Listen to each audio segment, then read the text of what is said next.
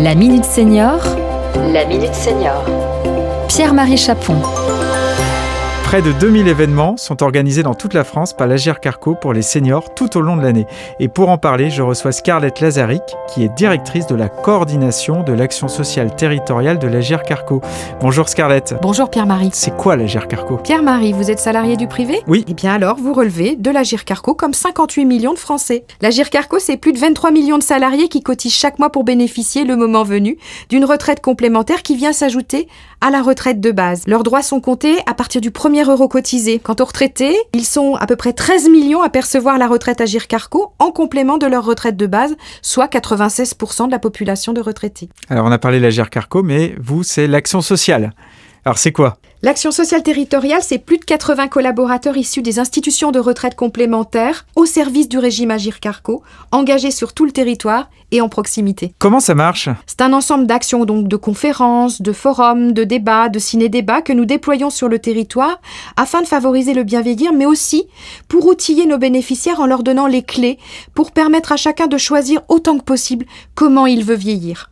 Car vieillir, c'est aussi choisir. Ça passe par son habitat, son rapport à l'autre, sa place dans la cité, la contribution ou pas que l'on souhaite apporter à la société. Si vieillir est une fatalité, vieillir n'est pas une maladie. Et vous voyez des évolutions dans les attentes des seniors avec l'arrivée des générations du baby-boom ? Oui, un certain nombre. En 2040, les personnes âgées de plus de 60 ans représenteront un tiers de la population.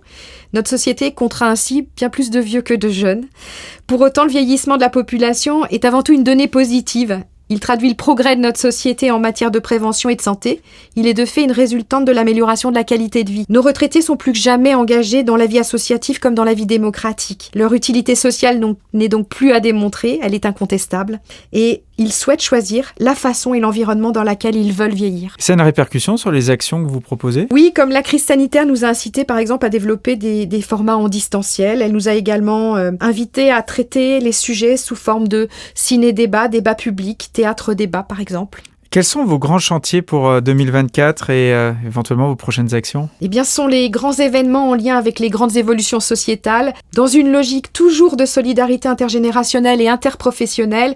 Et en fait, nous traiterons tous les sujets qui concourent au vieillir heureux. Alors, comment on fait concrètement pour participer à l'une de ces actions ? C'est très simple, vous allez sur le site Agirc-Arrco et vous cliquez sur le lien « Participer à un événement ». Un grand merci Scarlett. Merci à vous. On se retrouve la semaine prochaine pour un nouveau numéro de la Minute Senior. Vous pouvez nous écouter sur Europe 1 tous les mercredis autour de 17h25 et sinon en version longue, soit en podcast, soit sur la page de la Minute Senior sur europe1.fr. À bientôt.